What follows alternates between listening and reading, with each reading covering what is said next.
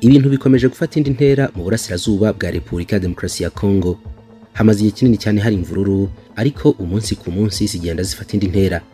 Kuri ubu ngubu rero rurambikanye hagati y'ingabo za Kongo n'indi mitwe yitwaje intwaro, ariko by'umwihariko umutwe wa M23. Ubutegetsi muri Kongo burashinja u Rwanda kuba ari rwo rutera inkunga umutwe wa M23 ukomeje gusimbukana ingabo za leta. Bagaragaza yuko ariko niyo byagenda gute bazarinda igihugu cyabo ku buryo nta n'agashitu kazakivaho. Hagati aho Leta Zunze Ubumwe za Amerika, ubumwe bw'Uburayi, umuryango wa Afurika yunze ubumwe ndetse n'umuryango w'abibumbye Loni barasaba yuko imirwano ihagarara ndetse M23 igasubira inyuma, ubusugire bwa Kongo bukubahwa. Ni iki kigaragaza yuko mu by'ukuri muri Kongo harimo hategurwa intambara ku rundi rwego hagati ya M23 n'ingabo za Kongo. Byifashe bite se ubu ngubu mu burasirazuba bwa Kongo? Ikaze kuri Gentil Gedeo Official, turebere hamwe amakuru hafi ya yose avugwayo, harimo navuga yuko igisirikare cya Kongo kiri gukora mobilisation y'ingabo zigomba kujya ku rugamba ruhanganishije cyane FARDC na M23. Ikaze kuri GGO. Muri iguriro birihuta kandi birahendutse. Tuma ibikoresho byose ukeneye birimo n'iby'ikoranabuhanga ku masoko nka Alibaba, Amazon, eBay n'andi. Gurira mu Bushinwa, Amerika na Dubai, ibyo ukeneye bikugereho mu minsi 7 itarenga 14. Iguriro bari mu kazi kose kuri ingingo. Ubu noneho hari umwihariko kuri telefone zigezweho za iPhone 14. Ziracyari nkeya ku masoko, ariko muri iguriro bayivana ku ruganda cyangwa ku masoko mpuzamahanga bakayikuzanira. Icyo ukora, downloadinga app yabo yitwa Iguriro Shopping, cyangwa usure urubuga rwabo rwa e-guriro.com. Wanahamagara kuri 0781 81 61 Iyi nimero iba no kuri WhatsApp. Leta Zunze Ubumwe za Amerika zasabye umutwe wa M23 gushyira intwaro hasi ugasubira inyuma, ukava mu birindiro byawo ubu ngubu wagezemo, ndetse ukanubahiriza igikorwa cya leta cyo gusubiza mu buzima busanzwe abahoze mu mitwe y'inyeshyamba. M23 imaze gufata igice cya territoire ya Rushuru mu ntara ya Kivu ya ruguru, harimo n'umujyi wa Rushuru, umujyi mukuru w'i territoire. Bafashe kandi Kiwanja ndetse n'ikigo cya gisirikare cya Rumangabo kinini muri ako gace. Itangazo ry'ibiro bishinzwe ububanyi n'amahanga muri Leta Zunze Ubumwe za Amerika rivuga yuko Amerika yamaganiye kure bikomeye cyane ndetse kubura imirwano kwa M23, imirwano yateye imfu n'inkomere z'abasivili n'abandi bantu benshi bagahunga bava mu byabo. Amerika isaba abo bireba bose mu karere guhagarika guha ubufasha ubwo aribwo bwose M23 cyangwa se indi mitwe yitwaje intwaro itari ya leta. Mu itangazo ryayo, leta ya Amerika ivuga yuko ihangayikishijwe bikomeye cyane no kwiyongera kw'amagambo y'urwango, igasaba yuko ibingibi byahagarara. Icyo kimwe n'indi miryango itandukanye, leta ya Amerika nayo ivuga yuko ishyigikiye bikomeye cyane ibikorwa birimo ibiganiro by'i Nairobi hamwe n'ibyabereye Rwanda bigamije gushaka umuti w'ikibazo cy'umutekano muke mu burasirazuba bwa Kongo. Mu kwezi kwa 8 uyu mwaka, Bwana Anthony Blinken ukuriye ububanyi n'amahanga bwa Amerika yagiye i Kinshasa azana i Kigali. Yabonanye n'abaperezida b'ibihugu byombi, nyuma abwira abanyamakuru yuko bombi yabahaye ubutumwa bumwe. Blinken yavuze yuko yabwiye ba Perezida Kagame na Tshisekedi yuko gushyigikira cyangwa se gukorana n'imitwe yitwaje intwaro kuko ari we wese mu burasirazuba bwa Kongo bishyira mu kaga abahatuye n'umutekano w'akarere muri rusange. Umutwe wa M23 wagiye usubiramo kenshi yuko utazava mu birindiro byawo hatabaye kumvikana na leta, ku byo uyu mutwe uvuga yuko urwanira. M23 ivuga yuko ishaka kugirana ibiganiro na leta ya Kinshasa, kandi ukayisaba yuko yashyira mu bikorwa amasezerano uvuga yuko bagiranye mu bihumbi 2013. Leta ya Kongo ivuga yuko nta biganiro yagirana n'umutwe w'iterabwoba, igashinja leta y'u Rwanda ubushotoranyi nyuze muri umutwe wa M23. Ubutegetsi bw'u Rwanda na M23 bose bahakana ibingibi bashinjwa. M23 ivuga yuko nta kintu na kimwe ihabwa n'u Rwanda, naho u Rwanda rugasaba Kongo kurukura mu majwi ku bijyanye n'impamvu z'imidugararo muri iki gihugu. umuvugizi wungirije wa leta y'u Rwanda arimo kurarinda yumvikanye kuri televiziyo y'ikigo cy'igihugu cy'itangazamakuru RBA avuga yuko ikibazo cya M23 n'indi mitwe yitwaje intwaro mu burasirazuba bwa Kongo byerekana yuko leta ya Kongo inanirwa gukemura ibibazo biyireba ahubwo ikabyegeka ku Rwanda. Kuwa gatandatu w'icyumweru gishize nibwo M23 yafashe umujyi wa Rushuru n'umujyi wa Kiwanja, ni mu ntera y'ibirometero 70 uvuye mu murwa mukuru wa Goma w'intara ya Kivu ya ruguru. Ibi byashyize ku gitutu umujyi wa Goma usa naho ubu ngubu ari ugiye kugarizwa n'izi nyeshyamba.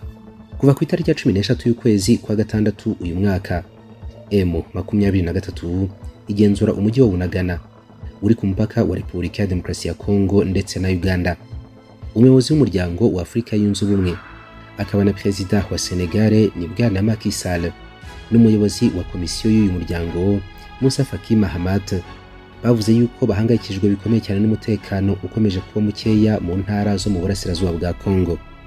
Mu butumwa banyuje kuri Twitter basabye impande zombi guhagarika imirwano byihuse bakanubahiriza amasezerano mpuzamahanga n'umutekano w'abasivili ndetse n'ituze ku mipaka y'ibihugu byose byo mu karere. Umuryango w'ubumwe bw'Uburayi wo watangaje yuko kugira ngo uburasirazuba bwa Kongo buve mu bibazo bikomeye by'umutekano bikwiye yuko ibyagezweho mu biganiro bya diplomasi byabereye i Rwanda ni Nairobi bishyirwa mu bikorwa n'impande zombi bireba ziri muri aya makimbirane muri Kongo. Mu itangazo ry'uyu muryango basabye M23 gusubira inyuma ndetse hakanatangwa agahenge. Bati umuryango w'ubumwe bw'Uburayi urasaba yuko habaho agahenge M23 ikava mu bice yamaze gufata ndetse imitwe yose yitwaje intwaro ikazishyira hasi. Ishyirwa mu bikorwa by'ibyemeranyijweho mu biganiro bya diplomasi by'umwihariko ibya Rwanda na Nairobi niyo nzira yonyine ishobora guhagarika izi mvururu. Bakavuga yuko umuryango w'ubumwe bw'Uburayi witeguye gushyigikira imbaraga zashyirwa mu nzira y'ubwumvikane. Hagati y'u Rwanda na Kongo umwuka wakomeje kuba mubi cyane ndetse inama nkuru y'igisirikare yamaze kwirukanisha umudiplomate w'u Rwanda i Kinshasa ni Ambassadeur Vincent Karega. Mu kumwirukana iyo nama yavuze yuko u Rwanda rukomeje gushotora Repubulika ya Demokarasi ya Kongo no gufasha umutwe w'iterabwoba wa M23 rukawukoresha muri ibi ngibi. Ku ruhande rw'u Rwanda naho ubutegetsi bwatangaje yuko abashinzwe umutekano ku mupaka bakomeje kuba maso no kuryamira amajanja mu gihe u Rwanda rukomeje gukurikirana uko ibintu byifashe muri Kongo. U Rwanda ruvuga yuko ruhangayikishijwe by'umwihariko n'imikoranire itemewe y'ingabo za leta ya Kongo FARDC n'umutwe wa FDLR urwanya leta y'u Rwanda. Kongo nayo ihakana ivuga yuko idakorana na FDLR. Mu nteko rusange y'umuryango w'abibumbye mu kwezi kwa 9, Perezida wa Kongo Felix Tshisekedi yavuze yuko imikoranire ivugwa hagati y'abategetsi bamwe ba Kongo na FDLR ari urwitwazo rwa leta y'u Rwanda rudafite gihamya na ntoya rwo gutuma gusa u Rwanda rukomeza gushotora Kongo. Yavuze yuko FDLR yaciwe intege igahinduka ubusa burundu binyuze mu bikorwa bya FARDC yagiye ikorana n'igisirikare cy'u Rwanda RDF mu myaka yashize. Gusa Tshisekedi yavuze yuko Kongo ikiteguye gutanga umusanzu wayo mu gikorwa icyo ari cyo cyose cyo guhashya umutwe uwo ari wo wose witwaje intwaro bagerageza guhungabanya amahoro n'umutekano mu gihugu gituranyi no mu karere k'ibiyaga bigari. Itangazo rya leta y'u Rwanda kandi rivuga yuko ihangayikishijwe no kugerageza kwa FARDC na FDLR ku kwibasira akarere ko ku mupaka bakoresheje intwaro ziremereye ndetse n'imvugo zihembera urwango n'amahane. Byose ngo bigamije kwibasira u Rwanda, imvugo basanga zikoreshwa n'abategetsi bamwe na bamwe ba Kongo. Leta y'u Rwanda yanabwiye amahanga yuko hakomeje imvugo zibiba urwango no kwibasira abanyarwanda n'abavuga ikinyarwanda baba muri Kongo. Ivuga yuko bikorwa n'abategetsi ba Kongo ndetse n'abaturage ba Kongo muri rusange, kandi yuko ibyo ngibyo byongereye guhera FDLR yinjijwe mu gisirikare cya Kongo FARDC. Ikinyamakuru cy'Ababiligi 7/7 kivuga yuko muri Repubulika ya Demokarasi ya Kongo hitezwe imyanzuro ikomeye cyane ishobora kuva mu nama nkuru y'umutekano w'igihugu. Ni nyuma y'uko Minisitiri w'Ingabo Gilbert Kabanda n'umugaba mukuru wazo Christian Chiwewe muri iki gihugu batumijwe n'iyi nama nkuru y'umutekano, aho byitezwe yuko bagomba kugaragaza uko ikibazo giteye. Amakuru iki kinyamakuru cyahawe na Bertin Mubonzi ukuriye komisiyo y'umutekano muri Kongo avuga yuko aba bategetsi bakomeye mu gisirikare cya Congo bagomba kuza gusubiza ibibazo bijyanye na mobilisation y'ingabo zigomba kujya ku rugamba ndetse nuko ibintu byifashe mu ntambara ya FARDC ihanganyemo na M23 muri Rushuru. Mu yandi makuru nanone ashingiye ku ntambara ihanganishije FARDC na M23, biravugwa yuko Minisitiri w'Intebe muri Congo bwana Jean-Michel Sama Lukonde yavuze yuko Repubulika ya Demokarasi ya Congo itazigera na rimwe iharana milimetero kare imwe, nibura imwe gusa y'ubutaka bwa Congo ngo igende. Uyu muminisitiri yavuze yuko iki gihugu kigeremewe cyane n'imitwe yitwaje intwaro ishyigikiwe n'ibihugu bitandukanye by'amahanga, ari kongera gutunga agatoki u Rwanda ko rushyigikira M23. Niko seti ibitangaza. Uyu mushefu wa guverinoma muri Congo yashimangiye yuko ku rugamba barimo rwo gusubiza inyuma umwanzi nta gice na gito y'abazigera batakaza uko byagenda kose habe na milimetero kare imwe. Ati mu bushobozi bwanjye nka Minisitiri w'Intebe, chef wa guverinoma, ndashaka kubwira aba banyamahane b'abagizi ba nabi n'ababari inyuma bose yuko ingabo zacu hamwe n'umugaba mukuru w'ikirenga wazo Felix Tshisekedi Chilombo ko abaturage ba Congo bazirwanaho kandi bazarwanira icyo bafite gihenze kurusha ibindi byose. Icyo ni igihugu cyababyaye. Muri ibi bitero byo gusubiza inyuma umwanzi, nta na milimetero kare n'imwe igomba gutakara kuri territoire zacu izahabwa umuntu uwo ari we wese. Kwambukiranya umupaka ni ikintu kimwe, gutekereza kunyaga no kugumana umuryango nacyo ni ikindi. Ni amagambo ya Minisitiri w'Intebe muri Congo. Uyu mutegetsi yemeje yuko Repubulika ya Demokarasi ya Congo izakoresha inzira zose zizashoboka kugira ngo irwaneho inasubize inyuma abahigi bose bayishakira hasi hejuru. Ati tuzakoresha imbaraga zose duhabwa n'amahame mpuzamahanga kugira ngo dukimbize burundu abagizi ba nabi no kugira ngo amahoro aganze kuri territoire zacu zose. Mbere yuko ndengaha, ubu gahunda yo kwiyandikisha muri tombora ya DV Green Card Lottery yaratangiye. Ni amahirwe ahabwa abantu barenga 55,000 buri mwaka. Wasanga nawe rero wahabwa kuri ayo mahirwe ukajya gutura no gukorera muri Leta Zunze Ubumwe za Amerika. Ntabwo ari abantu bose bazi gukora neza izi application ntibakakubeshye. Gira bwangu injira muri Phototech, aho ngaho bagukorera application banagufotore amafoto akenewe kugira ngo application ikunde. Hamagara kuri 0783 14 45 49 cyangwa se kuri 0788 28 11 94. Basange mu nyubako ya Mike mu mujyi rwagati. Icyapa cyabo kirigaragaza cyanditseho Phototech. Impuzamashyaka ya Union Sacré yanzuye yuko bitewe n'ubushotoranyi kuri gukorerwa mu gihugu cya Congo habaho ikusanywa ry'abasirikare benshi cyane bo kurinda ubusugire bw'igihugu.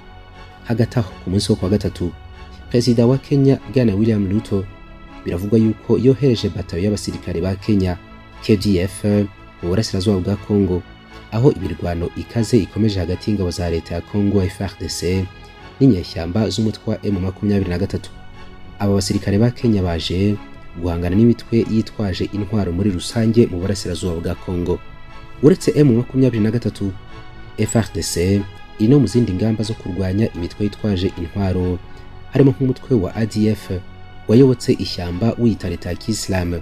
Abasirikare ba Kenya bagiye kuba umutwe w'ingabo z'akarere zizafasha mu kurwanya imitwe yitwaje intwaro wemejwe n'abakuru b'ibihugu ba EAC. Ni igitekerezo cyatanzwe kikanemezwa mu kwezi kwa gatandatu uyu mwaka. Icyo gihe Uhuru Kenyatta wari perezida wa Kenya, ubu akaba ari intumwa ya Kenya ku mahoro mu karere, yari yatumije inama i Nairobi y'abategetsi mu muryango wa Afurika y'Uburasirazuba yiga kugarura amahoro mu burasirazuba bwa Congo. Kenya yatoranyijwe kuyobora ibikorwa byo ku rwego rwa gisirikare ndetse na diplomasi muri uru rwego rwo guhuza ibice bibiri bihanganye mu karere. Ubu nibwo bwa mbere umuryango wa EAC wohereje abasirikare mu gihugu kinyamuryango. Abahanga basanga ubutumwa bw'uyu mutwe wo mu ngabo z'akarere bugiye kuba ikizamini gikomeye cyane ku bushobozi bwa EAC bwo gukemura ibibazo by'urusobe cyangwa se bya politiki n'umutekano. Mu yandi makuru kandi ava muri Congo, nuko ingabo z'umuryango w'abibumbye ziri mu butumwa bwo kubungabunga amahoro muri Congo MONUSCO zatangaje yuko imodoka yazo yatwitswe n'abaturage barakaye. Byabaye mu ijoro ryo kuwa kabiri ahagana saa 3 z'ijoro, ubwo ingabo za MONUSCO zari zivuye Rumangabo sigana Goma. Abaturage b'agace ka Kanyarucinya mu ntera ya birometero nk'icumi mu majyaruguru y'umujyi wa Goma bateye izi modoka amabuye. Abaturage bakomeje kurangwa n'umujinya mwinshi cyane, aho bashinja izi ngabo kuba ntacyo zabamariye mu myaka irenga 20 zimaze muri iki gihugu. N'uburakari bwinshi cyane rero basagariye imodoka za MONUSCO batwikamo ebyiri, imwe iragurumana irakongoka. Abari muri iyo modoka bavuyemo barahunga. Mu itangazo bashyize kuri Twitter bavuze yuko izi modoka za Loni zarashe zigamije gutatanya abari bazigose zikabasha kuva aho ngaho. Bongeraho yuko abasirikare bazo babiri bo muri Bangladesh bakomeretse. Ibi byabaye nyuma yuko ku munsi wo kuwa kabiri nimugoroba MONUSCO yari yatangaje yuko yakoze amayeri yo kuva muri Rumangabo, ibyumvikanyeho nabo bafatanya kugira ngo bategurire hamwe ikiciro kizakurikiraho. Ikigo cya gisirikare cya Rumangabo kiri muri aka gace ubu cyorezwa mu biganza by'umutwe wa M23. Mu gihe MONUSCO ivuga yuko ishishikajwe cyane no gufatanya n'ingabo za FARDC mu kurinda rubanda, abaturage bo bakomeje kwerekana yuko izo ngabo za Loni nta kintu na gitoya zafashije abaturage.